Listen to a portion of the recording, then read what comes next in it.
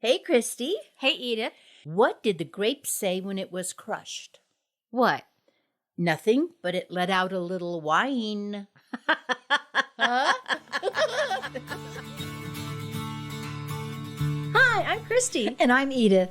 We're backyard gardeners from Colorado. And neighbors. And friends. These days, gardening has gotten very popular. And we've noticed more and more people picking our brains for tips and troubleshooting about gardening. We're not experts. We just learned a lot about gardening from the mistakes we made along the way. So welcome to Upside Down Tulips, a fun podcast that celebrates gardening gone wrong. Upside Down Tulips.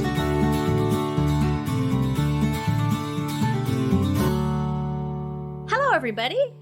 Hi, everybody, and hi, Christy. Hi, Edith. Welcome to episode 47. What are you folks doing out there? Are you in the garden? Maybe you're in the bathroom reading. Because it is. It's National Reading in the Bathroom Month. You know what else it is, Christy? Huh? It is Please Take My Children to Work Month.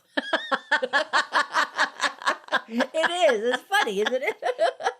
I would have loved to have gone with my mom to work. That would have been fun. Yeah, I would love to have gone with my dad, too. Or have someone else take my children away to their work. That would have been perfect. So you could spend more time reading in the bathroom. Or gardening, Christy. Or gardening. Or reading about gardening in the bathroom. That's right. That's right. Hey, should we do a nice shout out to one of our garden party members? Yes, I think we should. All right. Let's do a shout out today to Taylor C. Thank you for being a member of our garden party. Thank you, Taylor. This means that Taylor just throws a couple bucks our way every month so that we can keep doing this fun podcast. Yeah. And should we mention our merch? Yes, go for it. Okay, we have merch. Oh, gosh. We have stuff you can get that says Upside Down Tulips on it. It could say it on a T-shirt. It could say it on a cup. On a tote? On a tote. I have all those things. On a notebook. And if you're a member of the garden party, you can get some of those fun rewards. Yes, you can. All right, Edith. Yes. How's your garden going? Okay, I'm going to do the bad news first. There's a lot of bad news. Really, really disappointed and surprised. Oh, no. Last week, remember I told you that my one Michelin cabbage, which I never grew before, I took off the developing seeds hoping to save it? Uh-huh. No. That's because it was bolting, which means that if it starts to flower, then you don't have any cabbage. Yeah, then the cabbage gets bitter and it's gone to seed, as we say. You know, like we talk about old people that are angry, they've gone to seed.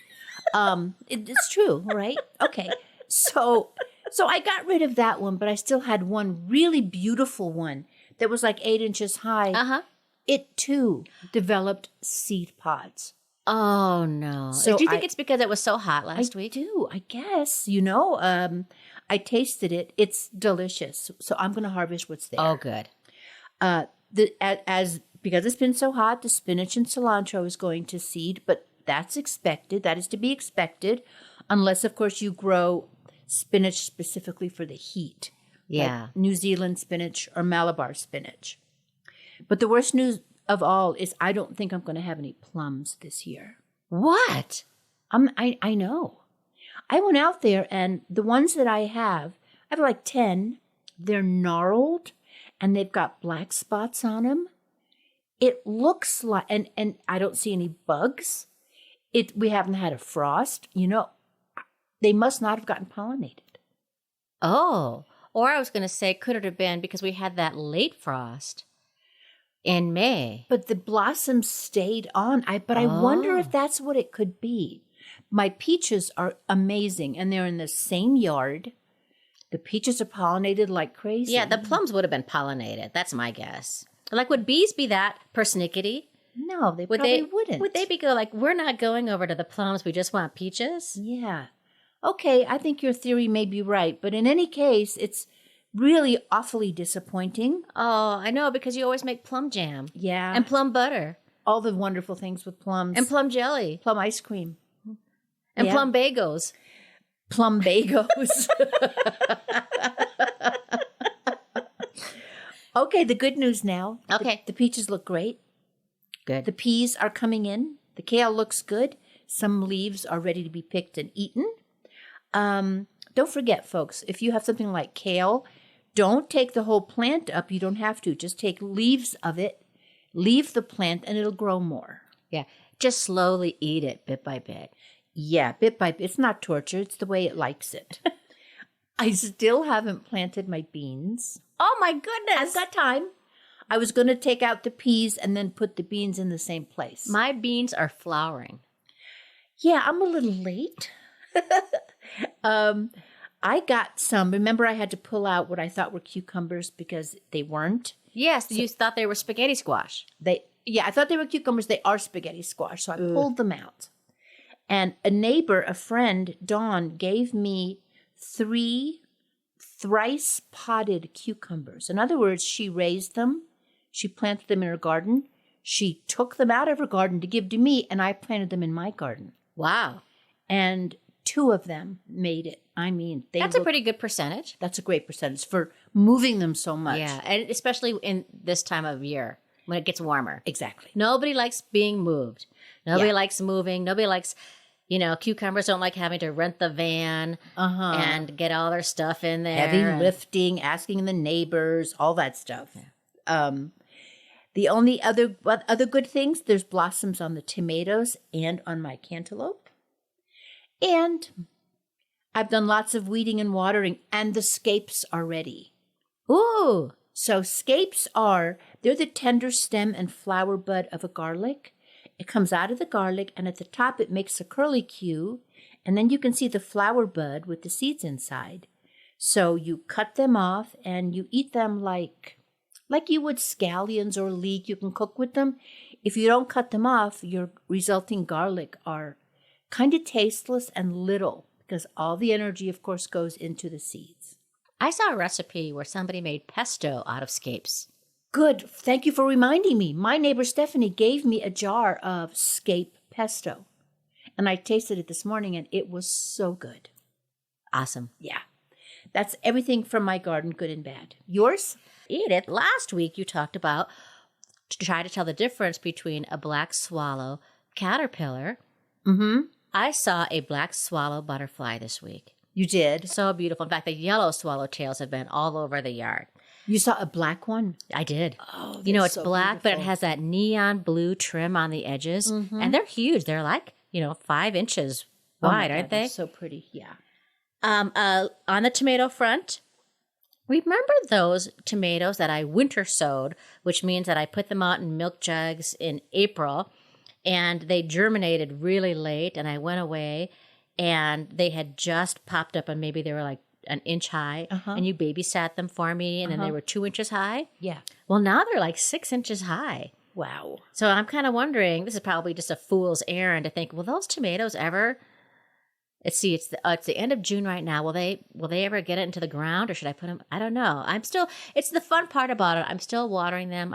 They still are in the milk jug. I would put them in the ground, and I'll tell you why. It's because we had a frost last year, and we extended our season by a few weeks, if you remember. Yeah. By making the tents and stuff that we made to protect our garden. So why not? What the hey? We'll see if these milk jug tomatoes make it. Yeah. Now, remember last year I named all my tomatoes in the garden after the Brady Bunch because they were all on a grid. Yeah. So I had them all on a grid again. And, it's never a good sign when I name the tomatoes because it means that I'm naming it for a reason. Last year it was Alice. Alice had some sort of wilt on her, and I ended up throwing her in the garbage. And you felt bad. I felt personal. terrible. Mm-hmm. Well, I'd like to introduce everybody this week to Cindy Brady. Cindy is my Roma tomato, and she's got these little black spots on it. Oh, no. And I think it's Septoria leaf spot. Now, folks, this is not the end of the world. The good is not the enemy of perfect, and you can expect some chewing and some things happening to your vegetables this year, and there are ways to get around it. So I'm going to borrow some of your Castile soap, and I'm going to make a fungicide from home, which is 1 teaspoon of baking soda added to a quart of warm water with a drop of clean liquid dish soap. Mm-hmm. So not Dawn. No. But a more pure soap that I'm going to borrow from you, Edith, and I'm going to spray that, and then I'm going to keep an eye on my other ones, and we'll kind of see what happens. Good. I had the most amazing flower/weed go to seed in my yard. Edith, have you seen these giant dandelion type weeds? Yeah, you mean with the huge puffballs? Huge puffball. Everywhere this year. Yes, I have. And you can't really see them until they bloom. Like they're kind of sneaky that way. They kind of hide in between. And I looked it up because I was so interested. This is called a Western salisfy. It looks like a dandelion on steroids. Some people call it a wildflower. Some people call it a weed. But this is a plant that follows the sun. So it, when it opens flowers and it points toward the sun and it follows it across the sky and closes in the late afternoon. And North America, it was brought to North America by settlers as a food plant because the roots and the leaves taste like oysters. Oh my gosh. Wow. Well, I ripped that sucker out.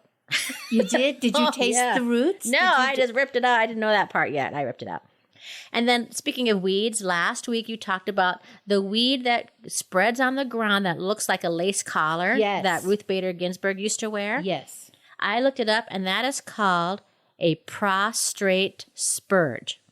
So it's a ground-hugging mat with stems that grow outward.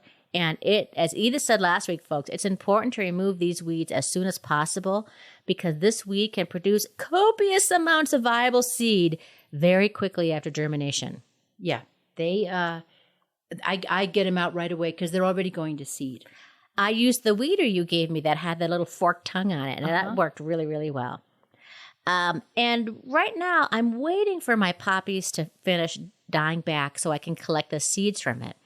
I love ornamental poppies, but they're a kind of a flash in the pan in the summer. You can enjoy it for like a good week and a half, and then they're done. But, when they die back, Edith, they just look terrible, don't they? Well, they're just all not scraggly. They're not as pretty. Yellowy and browny. But if you want to save the seeds, you can't cut those stalks off until that has truly died away. Mm-hmm. And friends, the way to make sure that your ornamental seed heads from your poppies are ready to harvest is at the bottom of the stalk where the little poppy head is, give it a little shake. And if you can hear little seeds in the seed head, sort of like a pepper shaker, then it's time. Nice. So I'm just slowly, it just looks like terrible right now. So I'm trying to decide how many poppy seeds I really want to save. I gave some notes to some of our garden party members. Oh, good. So don't forget, if you're a member of the garden party of a certain level, you can get seeds from our garden. So yes, maybe you can have some of my poppy seeds. And then the last thing I'll say is my lavender is starting to bloom. Oh, good. Is yours yet? Nope, not yet. Well, that's so weird because we live 3 blocks away. Well, I mean, I can see. Is it starting to open up? Yeah. No, mine is not. Oh, interesting. Well, this year I'm going to try to do better. I'm going to try to do a first harvest of it so I can get fresher. Oh, you mean lavender. You're going to cut off? Yeah. You're going to cut off the flowers. Mm-hmm. And then I'm going to enjoy them for a little bit. Yeah. But before they start, usually I'm just too late with it and they've already faded. I'm going to try to get them just when they're about to start to fade. I'm going to harvest them so then hopefully I'll get a second flush. Oh, that's in good. August, September. Good. Okay, good. I'll do that too, as soon as they blossom. So we've updated everything. What's next? Well, friends, if you ever hear words or terms that you're not familiar with, or you want a good laugh, why don't you check out Upside Down Tulips Dictionary on our website at upsidedowntulips.com. Or click on the link in our show notes. We have blog posts there too. While you're there, sign up for our newsletter and get updates and funny garden signs. And if you want to see pictures of our gardens, inspirations, and gardening jokes, visit us on Facebook, Instagram, and Pinterest. Oh, don't forget, we have a YouTube channel as well.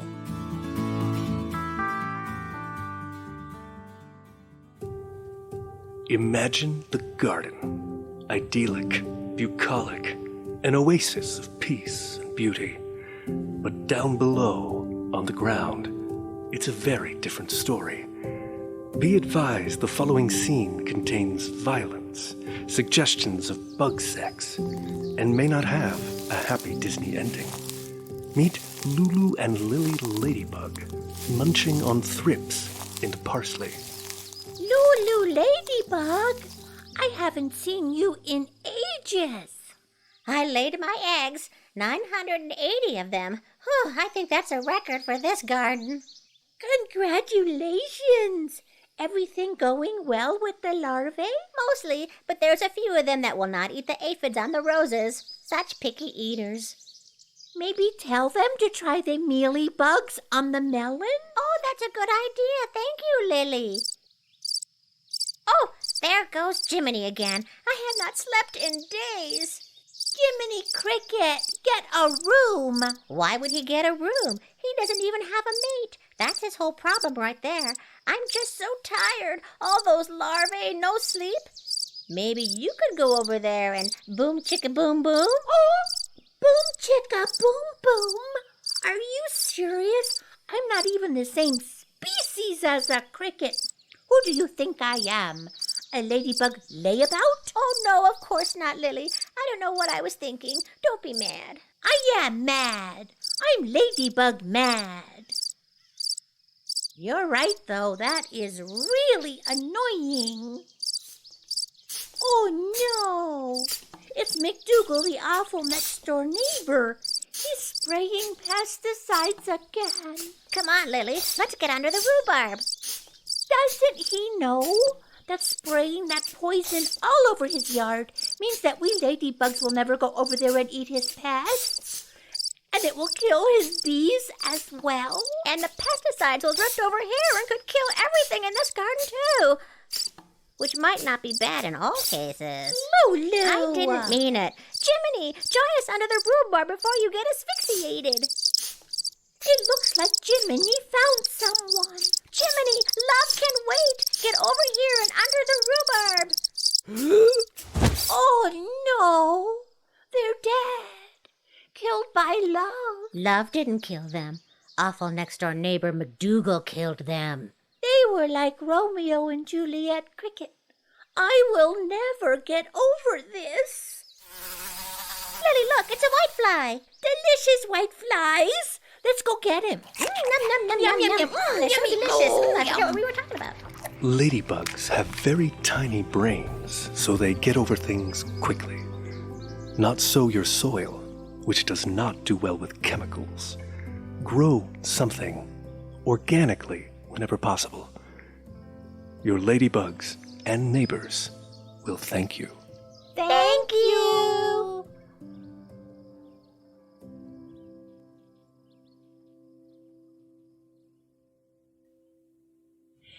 Okay, Christy, I love those characters, those little ladybugs. Uh-huh.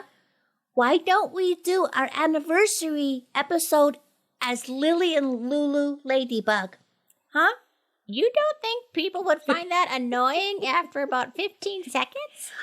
I really don't think so. No, I don't. What if we did them and they were drunk?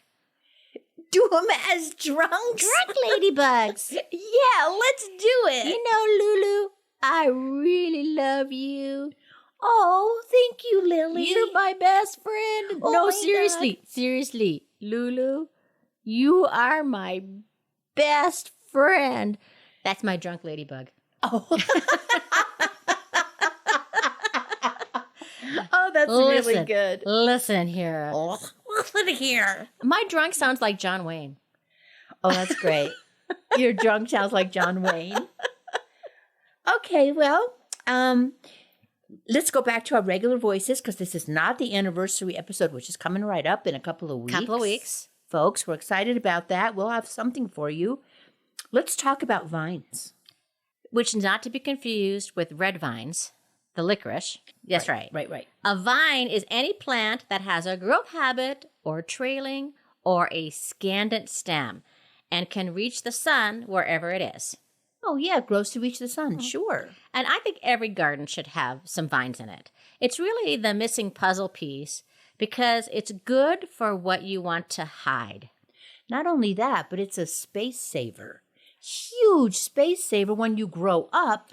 When you have a small piece of land, you save so much space and hides things, looks beautiful, reaches the sun quicker. If you want to hide a fence, you should grow a vine.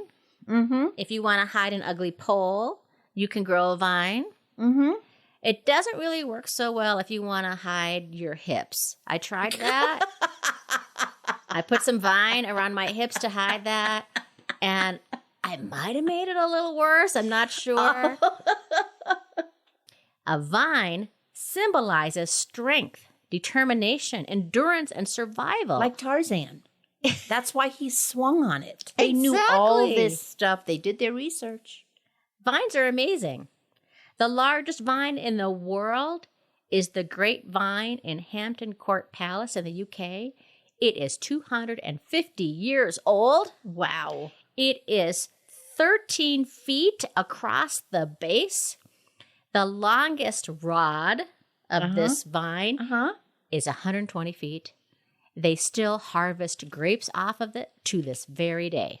Wow. Wow. Vines also serve as homes for birds, songbirds. They can nest in there. And I know this is very true as we are moving on to flowers, that the most significant item in my whole yard are my trumpet vines, which birds live in all the time. Oh, nice. My trumpet vine, I don't know how many I have. I probably have like 12 or so. They are all over my house. They line a huge hedge where I think these vines are like, I don't know, they're like 4 or 5 inches thick. Christy, I've seen them go straight up a telephone pole in an alley. So I don't have any, but they seem incredibly hardy. The plus side about them is that they are beautiful when they're in bloom. They have a big, huge trumpet orange flower, or they can be yellow or red. They attract tons of bees and birds and hummingbirds. However, they can be known as a nuisance to some people because they are so aggressive. They are very fast growing. They have underground runners. They self-seed. They have seed pots. They can quickly escape where you have planted them and form a thicket that can choke out other plants. It's impossible to prune it too much. So you can just prune away. You can just cut it down and it'll come back. Every 3 or so years, we do a severe cut. And then we also have to repaint the trim on our house every 3 to 5 years. And the painters always come by and they say, you know what you really need to do? Just get rid of it. You need to get rid of these vines. And I'm thinking, well, first of all, I can't get rid of them. I actually like them. And so that means I have to repaint the trim, every 3 to 5 years. When you severely prune, do you do it when it's dormant in the winter or do you do it another time? That's a great question. Trumpet vines bloom on new stems, so you want to prune early in the spring before growth starts. Okay. They're good in full and partial shade. They like all types of soil. They like moist soil, but they tolerate drought, and they're good from zones 4 to 9. Wow. Nice. And mine just started blooming in the end of June, which means I'm going to enjoy these beautiful flowers all over my yard until the first frost. And does it get hummingbirds as well? Absolutely. So, yeah, everyone's going to enjoy it. Real good. Another vine that I have is a jasmine vine. Somebody gave me seeds last year. I winter sowed them, which means I put them in milk jugs and put them out. They germinated. I had them all summer out, and then I moved it inside as a house plant. Huh. The main appeal of jasmine is it has beautiful glossy green leaves and, of course, those fragrant white or yellow flowers. Mine has not blossomed yet, so I don't know what kind I have. But I did read that jasmines do best when grown in warm, sheltered locations. They have a good tolerance for shady locations. Outdoors, a vining jasmine plant can be left on its own to climb where it wants. But indoors, you got to keep it pruned regularly. My jasmine maybe is about 8 inches tall. I have not supported it at all. And by that, I don't mean emotional support because I give it a lot of emotional support. I know you do. I mean physical support to keep it straight and to train it to where I want it to go. I don't know if it's big enough yet. Well, are you going to put it outside eventually? Is that part of the plan or are we too cold here? I think we're too cold. Okay. So I could take it outside for the summer. I could give it a little vacation. That's something I could do. Yeah, that would be good. What are some of the vines that you have, Edith? I have a honeysuckle. They are wonderful because they will they can drape themselves over walls. You can cut them down too to within a foot of the ground because they too can take over just like the trumpet vine. I like them. They smell beautiful. Oh, they smell beautiful. I got it right outside my bedroom window. When I put the fan on, it sucks that good smelling air in. Is it blooming now? Yeah, it's blooming now. It is better, rather than severe, it's better to cut them, removing 1/3 of the branches each year for 3 years. Rejuvenates the plant without leaving a big hole in it. So that's a really good way to do it. If they're non-native, which they are here, they really can outcompete native plants for nutrients, air, sunlight, and moisture, etc. I think that's true for all the vines that we're talking about. I think so too. Yeah. Sweet pea? Yeah? I cannot stand my sweet pea. Oh, I thought you were just talking to me.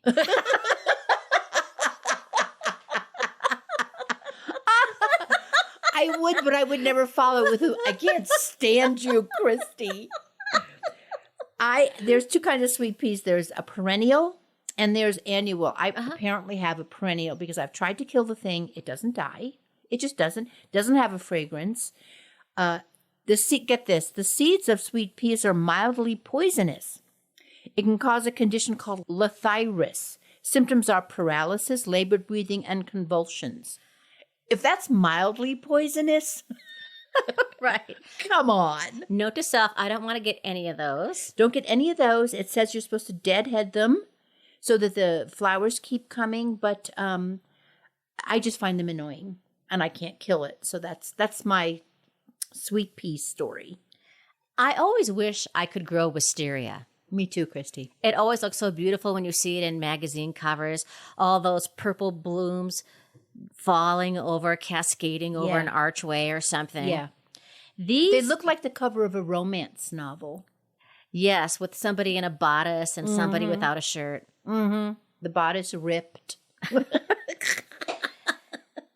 Wisteria can grow to 30 feet in height and width, but you have to wait 5 or 6 years for the vine to mature so it'll produce flowers.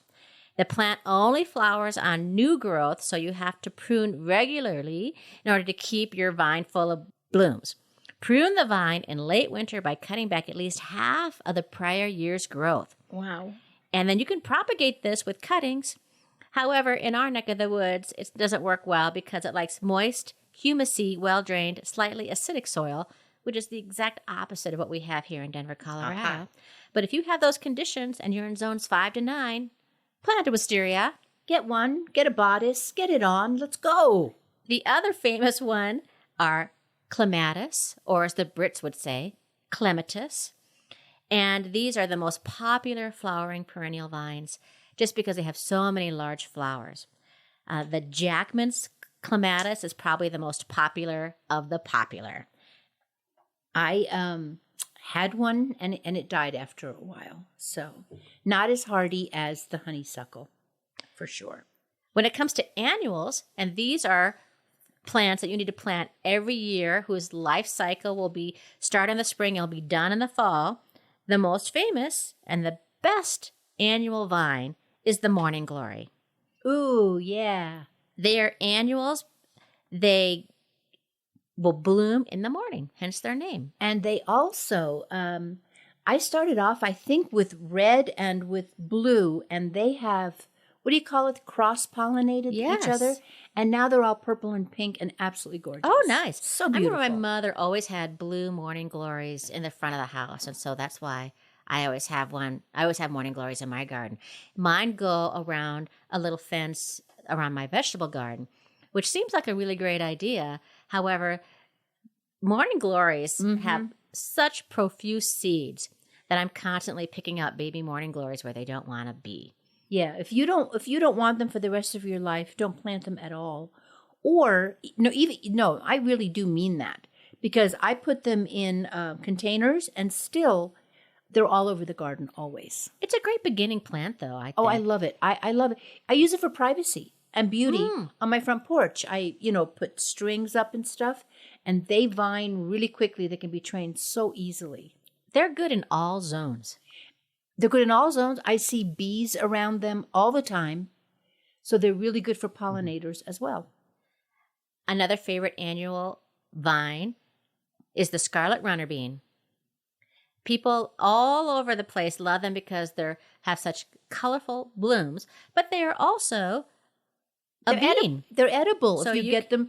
If you eat them when they're little, when the pods are little and They're tender. truly edible beans. In some places of the world, they're perennial, but mostly they're grown as an annual. You can direct sow or start them indoors. What I did with mine is I always collect the beans every year and dry them. And then maybe about a week before I think I'm going to plant them, I test their viability by putting them in a paper towel and wetting the paper towel and just have it by my sink and just check to see which ones are viable. Which, warning, it's a stinky process. Yeah, that was really That was stinky. really wasn't stinky. it? Change that paper towel. Couple other annuals that you can get are nasturtium, which I don't grow, but I've always wanted to, and I think I'm going to do it next year. They are loved for their rich jewel tone colors, so they'll be in colors like orange and yellow, red, pink, mahogany, and they also have the really cool leaves. They look like little flowers themselves, or these little curly, cute leaves. And the flowers are edible on a nasturtium. So they're an edimental. Very good, Edith. Thank you. Full sun, they get 10 feet long, zones 2 to 11. So everybody should be able to grow one of those. Yeah, for sure. And then finally, I'll just mention the black-eyed Susan vine, which is different than the black-eyed Susan plant. It's just named that because it looks like the black-eyed Susan plant, which means it has a dark center and then a golden yellow on the outside. And those are great for hanging baskets. Oh, yeah, they are. It's like a lot of vines. It's considered invasive in many tropical areas like Hawaii or Mexico. But if you just keep your eye on your vines, trim them back, you'll get lots of flowers and joy.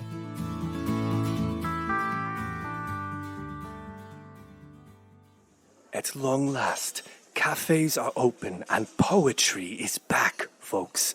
Get your tickets to the most exciting theatrical experience of the year. It's In the Dirt, a tone poem. Featuring the biggest Icelandic superstar since Björk, Ines Goldberg Gunsrundóttir, accompanied by Norway's Helmutu Ragnarok. With numbers you'll never forget. Get out your tissues for the heartbreaking and soul-searching number, Unkinkable.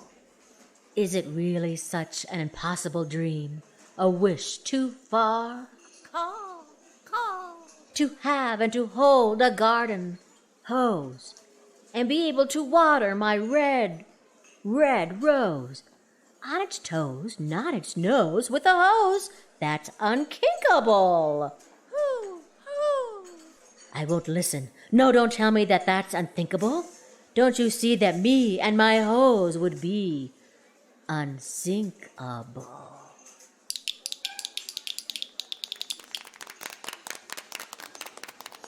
Have your faith in humanity reaffirmed with the moving and meaningful He's My Mulch.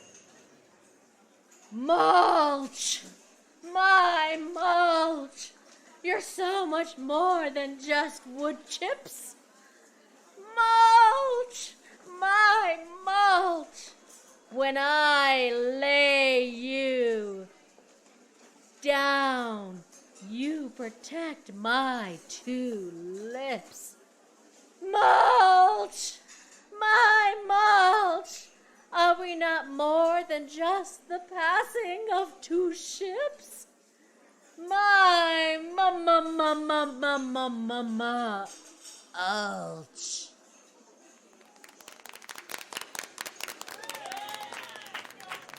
You'll thrill to the yearning, urgent heat of seeds. Seeds, give me lots and lots of seeds. My garden's sitting up there and she's got a lot of needs. When I put you in the ground, I'll pat you gently down. You will grow and I will water and I will fertilize my seeds. And then for you I'll go around and pull out the weeds. But will you be enough to fill all of my needs? Oh, my seeds. Oh, my seeds.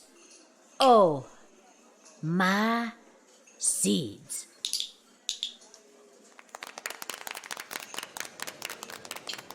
In the Dirt, a tone poem, a new concept in entertainment. Catch it before Disney buys the rights and charges $400 a ticket. Christy, I'm deeply moved by that tone poem. Thank you so much. You're Wait, welcome. I didn't write it. You wrote it. But you performed it. Oh, thank you. You know, you brought it to life, Christy. Oh. Speaking of bringing things to life, let's talk about veggies that grow on vines that we can eat. Love it. Okay? How about peas? Mm-hmm. Peas are delicious. I wouldn't know, Edith, because I planted peas this year and only 2 of them germinated. When I transplanted them into the yard, 1 died, and the other one I accidentally thought was a weed. And ripped I it out. Ripped it out, and I killed it. Well, so I cannot talk I don't about know. peas. I don't know. All I can tell you is usually they're very easy to grow. Usually. The simplest of persons Yes. can grow they're a really freaking pea. can't grow a little pea. I don't know what's wrong with me. Anyway, they're a wonderful thing to grow, and they like to be staked. Sometimes I just put them around a tomato cage. What about vines that are beans? There are bush beans. Yes, that's what I grow is a bush bean, so I don't have to worry about supporting them. Emotionally or physically or financially, I'm Christy, not supporting those beans. They are on their own. You can only do so much. As a woman and a gardener and a wife and a cat owner, you can only do so much. I can't even grow a pea. Speaking of that, listen to this. There are 3 varieties of beans I want to talk about. The vine beans. And the first one has been around since 1810, and it was the first stringless bean, and they named it the Lazy Housewife Bean. Oh my gosh. Can you believe Right, it? I know. It's the best thing since sliced bread. Yeah, the lazy, like everyone is going to be sitting around pulling the string off of beans, and if you don't do it, you're lazy. So there's that. This one is still available. It is good for growing zones 3 to 11. Grows 8 to 9 feet. Here's one that I never heard of that looks amazing, called the Asian winged bean. Have you heard of that? No. Christy, this is so beautiful looking. It has pods with 4 winged edges, like scalloped edges. They're so beautiful. They are delicious, supposedly. They're nut-flavored pods, and you can even eat the leaves. It's been popular in Asia for many years and just now becoming popular here because of its high protein content. It sounds like a cartoon character. Like something you'd see in an anime cartoon. The Asian winged bean to the rescue. Well, listen, I'm gonna try to grow this next year. I'm gonna look where I can get the seeds and try to grow it. And the final one is the one that I have grown, which is the Blue Lake stringless bean. And they don't call this one Lazy Housewife. They just call it Blue Lake stringless. They grow so well, so easy to grow. Zones 3 to 11, they grow 6 to 7 feet high. Wow. Yeah. I want to talk about a new squash to me, the chayote. I don't even know how to say it. The chayote squash is technically a fruit, but is eaten like a vegetable. It's kind of like a cucumber. And you can eat it raw. You can eat it cooked, braised, fried, roasted. It's sauteed. I bet you could saute Deep fried, it. yeah. You could do all the things to it, Christy. Okay. I'm sure you could. This just sounds amazing. It is found on the Gulf Coast in Florida and also in California. It needs the heat, I think. I don't know. I don't even know if we can grow them here. We get heat, though. We do get heat, but we don't have a very long growing season. Oh, yeah. And I know we have listeners in California and Florida, so I thought I would give that out for them. Now, do you ever use a loofah sponge? Yes. Do you know where it comes from? I'm going to guess the loofah vine. I thought it came from under the sea. Oh, I always thought it came because it said the word sponge. Yeah. You know, and I think a lot of people feel, but you're right. And SpongeBob comes from under the sea. Under the sea, as do mermaids and everything like that. But loofah sponge does not. It does not. It is a vegetable in the squash family. The zones are 7 and higher. You can do it if you're zone 6, but you have to start it inside. And you can either grow it to eat it, or you can let it dry out and the insides become a loofah sponge. So if you could do zone 6 inside, we're kind of sometimes zone 6y here in the Denver metro area. Sometimes I think we're moving toward that. You can start it inside and move it outside. What a fun experiment that would be. That'd be fun for kids too, wouldn't it? It would be so much fun. Now, but be careful because they can grow up to 30 feet long. And if you are in a more northern, you are not going to have as many fruits per vine as a longer growing season. There are places where this is a perennial. Wow. Yeah, we don't live in a place like that. When you have all these vines, Edith, Yeah. you can let them run on the ground. That's called scrambling. Let them scramble. Uh-huh. Or you can support them, which means giving them something that they can climb up toward. Yes. For example, all my roses are on a lattice structure, my climbing roses. So lattice that you can get in a hardware store or a big box store is a great way to support climbing things. I have a wire mesh fence. They are no longer very popular. You don't see a lot of them.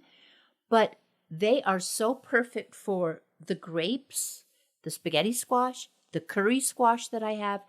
They're great for that. They go in and out. The tendrils go in and out. A cattle fence would be great for that.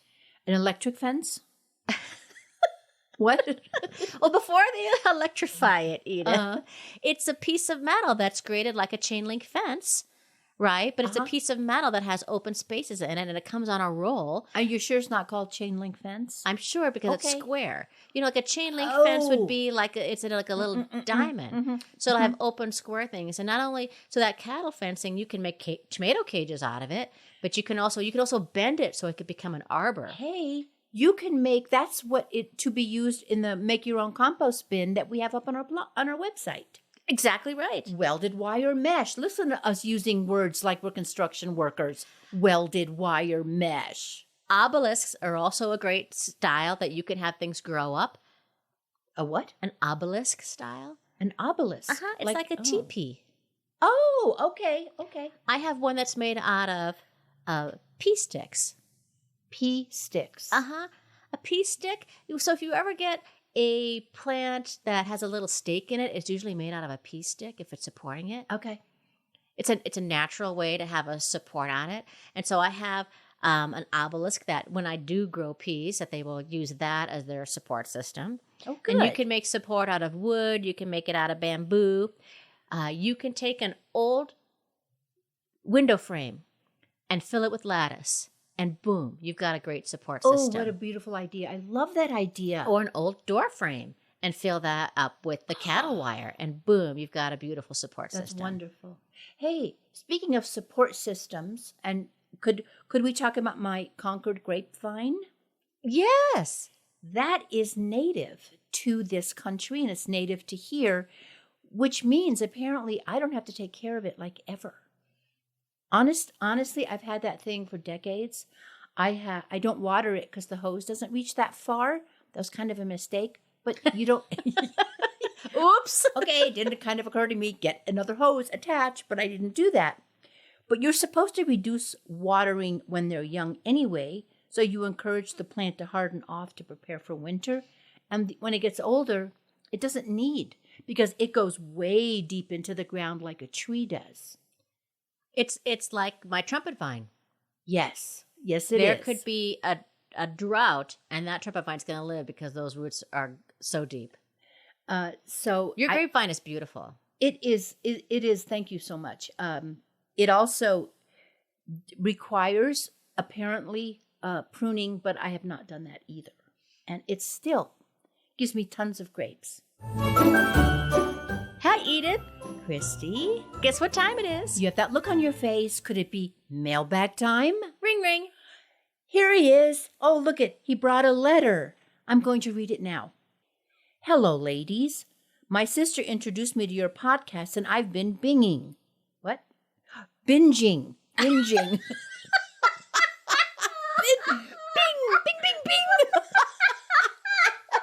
I've been binging. Okay, almost caught up.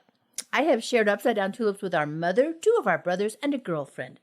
I am trying out the winter sowing, and my snapdragons are getting pretty mossy. Hoping the columbines and milkweed do so soon. Anyways, quick help question. We have a bunch of thistle plants that we inherited when we bought our house. I am fighting a never-ending battle of plucking that weed and not winning. My question is, can you recommend a glove that will keep my hands from getting torn up by the thistles? Thank you in advance, and thank you for such a fun podcast. Love your show, Jenny from North Glen. Well, a lot of times when you're in the stores now, you can find a glove that actually has rubber on it. In fact, a lot of my garden gloves have that. So they're Is it not like just... like a rose glove? Not as strong as a rose glove, so it's more flexible, but it just has like rubber on the outside of it, so it's not all fabric. Okay. That helps against a lot of things so that your hands don't get scratched up. So that's what helps me. I feel sorry for her for having to deal with thistle because that is one of the worst weeds that is out there. There's a lot of thistles in Denver this year. I've many. noticed it. Well, it's considered a noxious weed in many states, and a thistle plant is a perennial weed.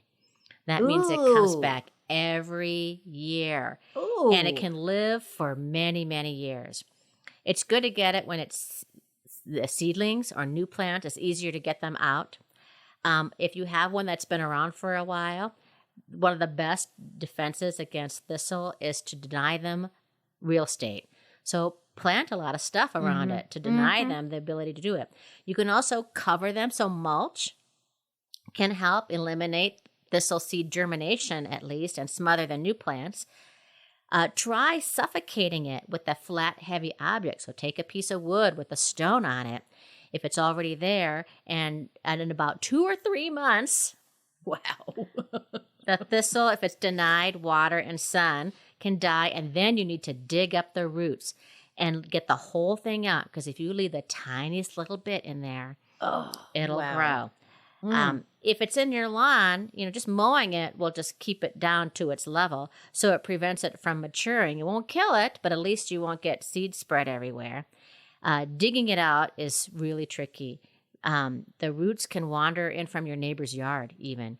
Oh, no. So you want a sharp weeding tool to get down in there and remove as much as the weed as you can. And as a last-ditch resort, the best way to get rid of thistle is to get some goats. Oh, yeah. Get goats. Goats love thistles. Steal them from a yoga studio. They don't really need them. They're just being trendy. And hopefully, this will be the end of your thistle problem. Did you guys hear that? Wasn't that clever? Hey, send us your favorite gardening stories, successes, flops, and etc. We love to hear from you. We want to hear your stories about your weeds. Why don't you write to us at upsidedowntulips@gmail.com or at our website at upsidedowntulips.com. Do you see a theme there? I do. Anyway, you can also check out our show notes.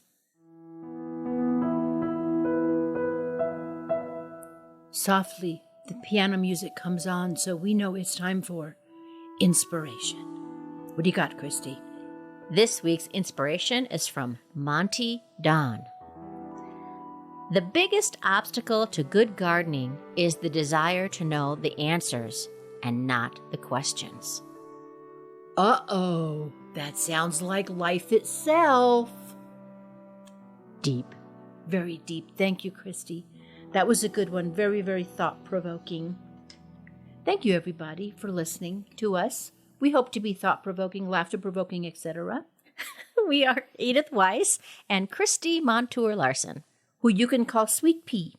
Now, if you got some laughs and some value out of Upside Down Tulips this episode, would you do something for us? Please share the show with a friend who might also appreciate it. Thank you so much to Denise Gentilini for composing and performing the Upside Down Tulips theme song. If you'd like to hear more of Denise's music, go to denisegentilini.com, or you can find that link at upsidedowntulips.com. A big thank you to our kind and talented friend and actor, Jeffrey Parker. And a special thanks to our local nursery and friend of the show, Southwest Gardens. Join us next week for everything to do in the July garden. Now don't forget, if you make a mistake, your garden will forgive you. Upside down tulips. I thought I was your little sweet pea. A little sweet pea. Sweet pea.